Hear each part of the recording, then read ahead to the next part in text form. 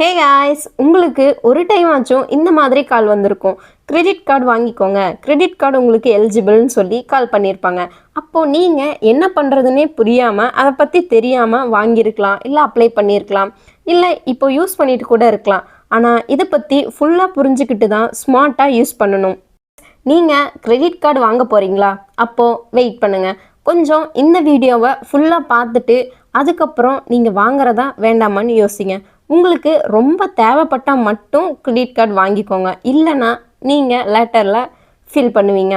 Shopping பண்ண use பண்ண ஈஸியாக இருக்குது, ரிவார்ட் பாயிண்ட்ஸ் கிடைக்குதுன்னு யோசிச்சு அன்னெசரியாக கார்டு வாங்கினா பில் கட்ட முடியாமல் நாம் தான் ஸ்ட்ரெஸ் ஆகணும். இன்ட்ரெஸ்ட் அதிகமாகும், பெனால்ட்டி போடுவாங்க, லோன் ட்ரபுள் எல்லாமே நமக்குள்ள வந்து சேரும். So be careful guys. Credit card use பண்ணால் ரொம்ப நல்லது அப்படின்னு சொல்லுவாங்க. ஆனால் உங்கள் இன்கமுக்கு தகுந்த மாதிரி ரியலாக தேவைப்பட்டால் மட்டும் வாங்கிட்டு அதை பற்றி தெரிஞ்சுட்டு யூஸ் பண்ணால் நல்லது. இன்றைக்கி இந்த வீடியோவில் billing date, statement date, due date, minimum due, grace period, charges, credit score, CIBIL score எல்லாமே பிகினர்ஸ்க்கு ரொம்ப ஈஸியாக ப்ராக்டிக்கலாக எக்ஸ்பிளைன் பண்ண போகிறேன். ஸோ இதை பற்றி தெரிஞ்சாலும் தெரியலினாலும் ஜஸ்ட் இதை ஒரு அவேர்னஸ் வீடியோவாக எடுத்து பாருங்கள். Welcome to my channel. நான் உங்ககிட்ட பேச போகிறேன். உங்கள் லைஃப்க்கு ஹெல்ப் பண்ண சிம்பிளான ஃபினான்ஸ் டிப்ஸ் ஷேர் பண்ணுறேன் வரேன். கைஸ், நீங்கள் கிரெடிட் கார்டு யூஸ் பண்ணிகிட்ருக்கீங்களா? இல்லை இனிமே தான் வாங்க போகிறீங்களா? அப்போது நம்ம சேனலை சப்ஸ்கிரைப் பண்ணிடுங்க. உங்கள் சப்ஸ்கிரைப் தான் என்னோட மோட்டிவேஷன். வாங்க வீடியோக்குள்ளே போகலாம். ஓகே கைஸ், இப்போது அந்த கிரெடிட் கார்டுனா என்னென்னு பார்க்கலாமா? தெரியாதவங்க ஜஸ்ட் தெரிஞ்சு வச்சுக்கோங்க. கிரெடிட் கார்டுங்கிறது பேங்க் அல்லது ஃபைனான்ஸ் கம்பெனி கொடுக்குற ஒரு சிம்பிளான கார்டு. இதை யூஸ் பண்ணால் நமக்கு கேஷ் இல்லைனா கூட நம்மளுக்கு வேணுங்கிற ஐட்டம்ஸ் வாங்கிக்கலாம், ஷாப்பிங் பண்ணிக்கலாம், எமர்ஜென்சிக்கு யூஸ் பண்ணிக்கலாம். அதுக்குமே பேங்க் நமக்கு ஒரு லிமிட் கொடுக்கும். அதை யூஸ் பண்ணிவிட்டு ஒரு சர்டைன் டைமுக்குள்ளே அந்த பணத்தை ரிட்டர்ன் பண்ணணும். அப்படி கொடுக்காம விட்டுட்டோம்னா எக்ஸ்ட்ரா இன்ட்ரெஸ்ட் கட்டணும். இதெல்லாம் ஜஸ்ட் நீங்கள் தெரிஞ்சு வச்சுருக்கணும். ஓகே, இப்போ ஒரு எக்ஸாம்பிள் சொல்கிறேன் உங்களுக்கு. உங்கள் கார்டோட லிமிட் 1 lakh கொடுத்தாங்கன்னா வச்சுக்கோங்களேன். நீங்கள் ஒரு 25,000 யூஸ் பண்ணிட்டீங்க. லைக் லேப்டாப் வாங்கியிருக்கலாம், இல்லை ஃபோன் வாங்கியிருக்கலாம், ஏதாச்சும் யூஸ் பண்ணிட்டீங்க. இப்போது அந்த நெக்ஸ்ட் மந்த் பில் வந்தப்போ அந்த 25,000 பே பண்ணணும். அப்படி கொடுக்காம விட்டுட்டிங்கன்னா இன்ட்ரெஸ்ட் வந்து அது 30,000 ஆகலாம், ஒரு 40,000 கூட ஆகலாம். அதனால் அந்த டைமுக்குள்ளே பணத்தை நீங்கள் பே பண்ணிடணும். நீங்கள் மைண்டில் வச்சுக்க வேண்டியது லிமிட்டுக்குள்ளே யூஸ் பண்ணணும் ஃபஸ்ட்டு பாயிண்ட்டு. செகண்டு, பில்லை வந்து டைமுக்குள்ளே பே பண்ணிடணும். தேர்டு, கொடுக்காம விட்டால் எக்ஸ்ட்ரா சார்ஜஸ் வரும். ஸோ கவனமாக அதை பார்த்துக்கணும். அண்ட் கேர்ஃபுல்லாக ஹேண்டில் பண்ணால் தான் நல்ல வழியில் யூஸ் பண்ண முடியும். ஸோ இதெல்லாம் நீங்கள் மைண்டில் வச்சுக்க வேண்டிய points. Next important topic billing date and statement date. இப்போது நம்ம இதை பற்றி ஈஸியாக தெரிஞ்சுக்கலாமா? ஃபஸ்ட்டு பில்லிங் டேட்னா உங்கள் கிரெடிட் கார்டில் எக்ஸ்பென்சஸ் ரெக்கார்ட் பண்ண ஸ்டார்ட் ஆகிற டேட் தான் பில்லிங் டேட்டுன்னு சொல்கிறாங்க. ஸ்டேட்மெண்ட் டேட்னா உங்கள் எக்ஸ்பென்சஸ் எல்லாம் சம்மரியாக வர டேட் தான் ஸ்டேட்மெண்ட் டேட். இன்னும் ப்ராக்டிக்கலான எக்ஸாம்பிள் சொல்லணும்னா, இப்போ 1ஆம் தேதியில் நீங்கள் ஒரு 2,000 ரூபாய்க்கு ஃபியூயலில் பே பண்ணியிருக்கீங்க. 5ஆம் தேதியில் ஒரு 3,000 ரூபாய்க்கு ஆன்லைனில் ஆர்டர் பண்ணியிருக்கீங்க. 20ஆம் தேதியில் ஒரு 5,000 ரூபாய்க்கு ஷாப்பிங் பண்ணியிருக்கீங்கன்னா இது எல்லாமே 30ஆம் தேதிக்கு ஸ்டேட்மெண்ட்டில் 10,000 ரூபான்னு சொல்லி வரும். நீங்கள் எவ்வளோ ஷாப் பண்ணியிருக்கீங்களோ அவ்வளோ அமௌண்ட்டை அது காட்டும். நீங்கள் அந்த டைமுக்குள்ளே பில் கட்டினா இன்ட்ரெஸ்ட் இல்லை. மிஸ் பண்ணிட்டீங்கன்னா வச்சுக்கோங்களேன், இன்ட்ரெஸ்ட் வந்து பில் அதிகமாகும். So billing date, statement date புரிஞ்சுக்கிட்டு பில் டைமுக்கு கட்டினா சேஃப். இல்லைன்னா உங்களுக்கு தான் ப்ராப்ளம். மறக்காமல் இதை இன்னொரு வாட்டி ரீகால் பண்ணி கேட்டுக்கோங்க. Okay, next due date and grace period. இப்போது ஸ்டேட்மெண்ட் வந்ததுக்கப்புறம் டியூ டேட் வரைக்கும் இருக்கிற டைம் தான் கிரேஸ் பீரியட்னு சொல்கிறாங்க. இப்போ உங்களுக்கு ஸ்டேட்மெண்ட் வந்து 5ஆம் தேதி வந்துருச்சுன்னு வச்சுக்கோங்களேன், டியூ டேட் 25ஆம் தேதி வரைக்கும் கொடுத்துருக்கலாங்க. இப்போது அந்த 5ஆம் தேதியிலிருந்து 25ஆம் தேதி வரைக்கும் இருக்குது இல்லையா, அந்த டைம் பீரியட் தான் கிரேஸ் பீரியட்னு சொல்கிறாங்க. அதுக்குள்ளே நீங்கள் ஃபுல்லாக பில் அமௌண்ட்டை கட்டி முடிச்சிட்டா உங்களுக்கு இன்ட்ரெஸ்ட் இல்லை. அதை மிஸ் பண்ணிங்கன்னா இன்ட்ரெஸ்ட்டும் வரும், ப்ளஸ் பெனால்ட்டியும் சேர்ந்து தான் கட்டணும். ஸோ இது நம்மளுக்கு தான் கஷ்டம். ஓகே, இப்போ தாங்க ரொம்ப பெரிய ட்ராப்பு. அது என்னன்னு கேட்குறீங்களா? Minimum due. இந்த மினிமம் டியூன்னா என்னென்னா, ஸ்டேட்மெண்ட்டில் ஃபுல் பில் அமௌண்ட் வரும். அதாவது ஒரு 20,000 வந்துச்சுன்னா மினிமம் டியூ ஒரு 2,000ன்னு சொல்லி வரலாம். நீங்கள் இது மட்டும் கட்டினா போதும்னு யோசிச்சுட்டு அந்த 2,000 கட்டி முடிச்சிருவீங்க. ஆனால் பேலன்ஸ்க்கு இன்ட்ரெஸ்ட் வந்து நெக்ஸ்ட் மந்தில் பில் அதிகமாக வரும். ஸோ மினிமம் டியூ கட்டினா பில் க்ளோஸ் பண்ண முடியும்னு தோணும். ஆனால் பி கேர்ஃபுல், டைமுக்கு ஃபுல்லாக பில்லை கட்டிட்டா தான் சேஃப்டி. நீங்கள் எப்படி அந்த 2000 அந்த 1000 கட்டிட்டிங்கன்னா அதுக்கப்புறம் உங்களுக்கு இன்ட்ரெஸ்ட்டு டபுளாக போய்கிட்டே இருக்கும். நீங்கள் மினிமம் டியூ பற்றி புரியாமல் கட்டிட்டு கஷ்டப்பட்டிருக்கீங்களா? கமெண்ட்ஸில் சொல்லுங்கள். எத்தனை பேர் இந்த மாதிரி பே பண்ணியிருக்கீங்க? இதை பற்றி இன்றைக்கி தான் தெரிஞ்சுன்னு சொல்கிறவங்க கமெண்ட்ஸில் சொல்லுங்கள். Next credit score and CIBIL score. உங்களோட ஃபினான்சியல் ஹெல்த்துக்கு கிரெடிட் ஸ்கோர் ரொம்ப ரொம்ப முக்கியம்.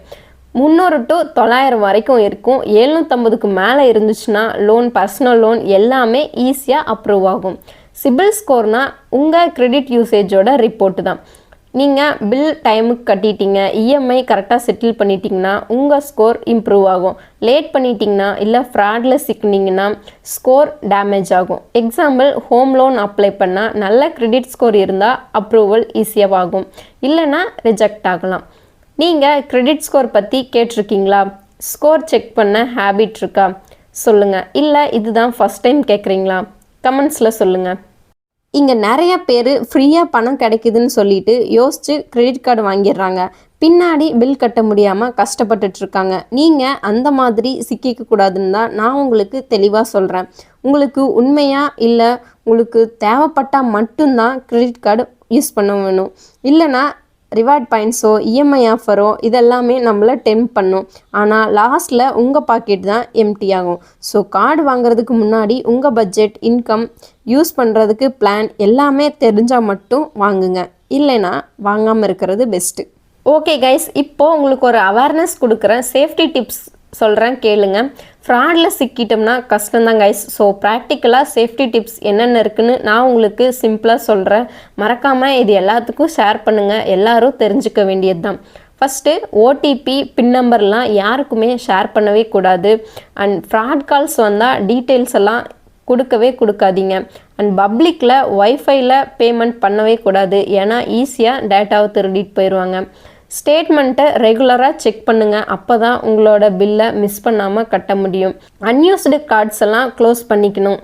அண்ட் பாஸ்வேர்டு ஸ்ட்ராங்காக செட் பண்ணிக்கணும். 1 2 3 4 அந்த மாதிரிலாம் செட் பண்ணிங்கன்னா ஈஸியாக எடுத்துருவாங்க. எக்ஸாம்பிள், ஓடிபி ஷேர் பண்ணால் ஃப்ராடில் சிக்கினா பணம் திரும்ப கிடைக்கிறது ரொம்ப ரொம்ப கஷ்டம். So be careful. நீங்கள் அந்த மாதிரி சிக்கியிருந்தீங்கன்னா இல்லை அதிலேருந்து எப்படி தப்பிச்சிங்க, எப்படி உங்களோட அமௌண்ட்டை எடுத்தீங்க, அந்த மாதிரிலாம் இருந்துச்சுன்னா உங்கள் எக்ஸ்பீரியன்ஸை கமெண்ட்ஸில் சொல்லுங்கள். இது நிறையா பேர்த்துக்கு யூஸ் ஆகும். நெக்ஸ்ட்டு, ரொம்ப ரொம்ப இம்பார்ட்டன்ட் ஆனது ஸ்மார்ட் பட்ஜெட்டிங். கார்டு யூஸ் பண்ணால் கன்வீனியன்ஸ் தான், ஆனால் பட்ஜெட் பிளான் பண்ணால் கண்டிப்பாக தெரிஞ்சிருக்கணும். இன்கம்க்கு தகுந்த மாதிரி தான் பட்ஜெட்டை ஸ்பெண்ட் பண்ணணும். அண்ட் எமர்ஜென்சி ஃபண்டுக்கு மெயின்டைன் பண்ணிக்கலாம். பில்லை ஃபுல்லாக கட்டிட்டிங்கன்னா இன்ட்ரெஸ்ட்லேருந்து அவாய்ட் பண்ணிக்க முடியும். ரிவார்ட் பாயிண்ட்ஸுக்கு அப்புறம் அன்னெசரி ஷாப்பிங்லாம் பண்ணக்கூடாது. சும்மா பாயிண்ட்ஸ் இருக்குன்னு நினச்சிட்டு நம்ம அதுக்கேற்ற மாதிரி இஷ்டத்துக்கு ஷாப்பிங்லாம் பண்ணிகிட்ருக்கக்கூடாது. இஎம்ஐ ஆப்ஷன் என்னன்னு புரிஞ்சுக்கிட்டு அதுக்கப்புறம் யூஸ் பண்ணுங்கள். ஸ்மார்ட்டாக பட்ஜெட் பண்ணால் உங்கள் ஃபினான்சியல் லைஃப் ஸ்ட்ரெஸ் கண்டிப்பாக இருக்கவே இருக்காது. ஓகே கைஸ், இப்போது கிரெடிட் கார்டு பற்றி ஃபுல்லாக தெரிஞ்சிருப்பீங்க, புரிஞ்சிருப்பீங்க. இப்போ ஒரு ஸ்மால் ரீகேப் பார்க்கலாமா?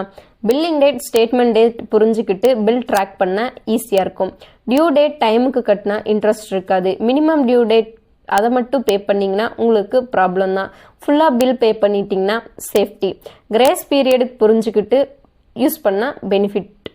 ஸோ நெக்ஸ்ட்டு, இன்ட்ரெஸ்ட் ரேட் ரொம்ப அதிகமாக வரும். ஸோ கேர்லெஸ்ஸாக நீங்கள் யூஸ் பண்ணக்கூடாது.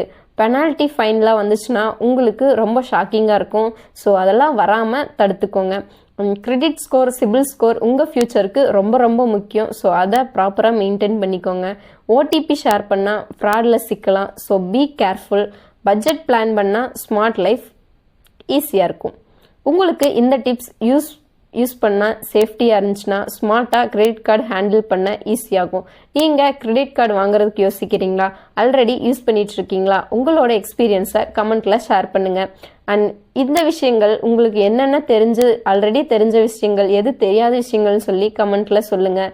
அண்ட் நீங்கள் ஃப்ராடில் சிக்கியிருந்தாலோ இல்லை யாராவது உங்களோட அக்கௌண்ட் இல்லை உங்களோட ஓடிபி இதெல்லாம் ஷேர் பண்ணி நீங்கள் அதிலிருந்து எப்படி வெளியே வந்தீங்க, இந்த மாதிரி டீட்டெயில்ஸ்லாம் ஷேர் பண்ணிங்கன்னா கண்டிப்பாக மற்றவங்களுக்கு யூஸ்ஃபுல்லாக இருக்கும். அண்ட் வீடியோ ஃபுல்லாக யூஸ்ஃபுல்லாக இருக்கும்னு நான் நினைக்கிறேன். அண்ட் லைக் பண்ணிவிட்டு ஷேர் பண்ணுங்கள். இதை மட்டும் மறந்துடாதீங்க, உங்கள் ஃப்ரெண்ட்ஸ்க்கு எல்லாருமே தெரியணும். சேனல்ஸ்க்கு சப்ஸ்கிரைப் பண்ணிடுங்க, பெல் ஐக்கானை ப்ரெஸ் பண்ணுங்கள். இன்னும் யூஸ்ஃபுல்லான டிப்ஸ் அண்ட் ட்ரிக்ஸ் நான் உங்களுக்கு ஷேர் பண்ண ரெடியாக இருக்கேன். Thank you guys. சேஃபாக ஸ்மார்ட்டாக கிரெடிட் கார்டு யூஸ் பண்ணுங்கள் அண்ட் உங்களோட பணத்தை சேஃபாக வச்சுக்கோங்க.